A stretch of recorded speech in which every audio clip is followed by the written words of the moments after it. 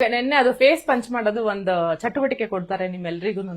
ಅಲ್ಲಿ ಅಶ್ವಿನಿ ಅವರು ಒಂದು ದೊಡ್ಡ ಸ್ಟೇಟ್ಮೆಂಟ್ ಮಾಡ್ಬಿಡ್ತಾರೆ, ಯಾರು ಎಕ್ಸ್ಪೆಕ್ಟ್ ಮಾಡಿರೋದಿಲ್ಲ. ಅಂಡ್ ಹೊರಗೆ ಕೂಡ ಅದು ತುಂಬಾ ಡಿಸ್ಕಷನ್ ಆಗ್ತಾ ಇದೆ. ಏನು ಅಂತಂದ್ರೆ ರಾಶಿಕ್ ಅವ್ರಿಗೆ ಮಾತಾಡುವಾಗ ರಾಶಿಕ್ ಅವರು ರಘು ತೊಡೆ ಮೇಲೆ ಮಲ್ಕೊಂತಾರೆ, ಹೆಗಲ್ ಮೇಲೆ ಮಲ್ಕೊಂತಾರೆ, ಆಮೇಲೆ ಈ ಟ್ರ್ಯಾಕು ಆ ಟ್ರ್ಯಾಕು ಅಂತೆಲ್ಲ ಚೇಂಜ್ ಮಾಡ್ತಾರೆ ಅಂತ ಹೇಳಿ ಅವ್ರಿಬ್ರು ಮಧ್ಯೆ ಏನ್ ಕಾನ್ಫ್ಲಿಕ್ಟ್ ಶುರು ಆಯ್ತು ಅಂತ. ಯಾಕಂದ್ರೆ ಚೆನ್ನಾಗಿದ್ರು ಅವರು, ಸೂರಜ್ ಮತ್ತೆ ರಾಶಿಕಾ ಎಲ್ಲ ಲೇಟ್ ನೈಟ್ ಕೂತ್ಕೊಂಡು ಮಾತಾಡ್ತಾ ಇದ್ರು, 3 ಜನನು ಒಟ್ಟಿಗೆ ಕಾಣಿಸ್ಕೊಂತಾ ಇದ್ರು.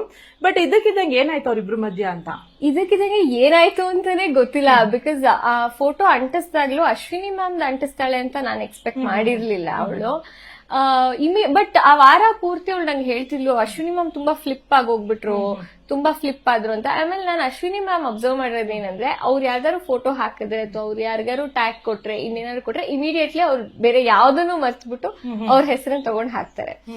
ಸೊ ಅವ್ರ ಆ ಕೋಪದಲ್ಲೇ ಅಷ್ಟೆಲ್ಲಾನು ಹೇಳಿದ್ರು ಅನ್ನೋದು ನನ್ಗೆ. ಬಿಕಾಸ್ ರಘು ಸರ್ ಹೆಂಗೆ ಅಂದ್ರೆ ನಮ್ ಎಲ್ಲಾ ಜೊತೆನೂ ಅವ್ರೊಂಥರ ಕಂಫರ್ಟ್ ಝೋನ್ ಕ್ರಿಯೇಟ್ ಮಾಡಿದ್ರು. ಇವಾಗ ನಾನು ಅವ್ರ ಕೈ ಇಟ್ಕೋತೀನಿ ಅಂದ ತಕ್ಷಣ ಅದೇನೋ ವಿಯರ್ಡ್ ಅಂತ ಬರಲ್ಲ ಆತರ.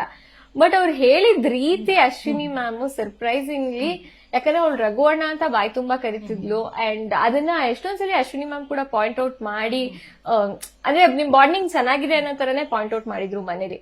ಜಸ್ಟ್ ಬಿಕಾಸ್ ಅವ್ಳು ನನ್ನ ಫೋಟೋ ಹಾಕಿ ಹೇಳ್ಬಿಟ್ರು ಅನ್ನೋ ಕಾರಣಕ್ಕೆ ಅವ್ರಷ್ಟೆಲ್ಲಾ ಮಾತಾಡಿದ್ರು ಅಂತ ಅನ್ಸ್ತು.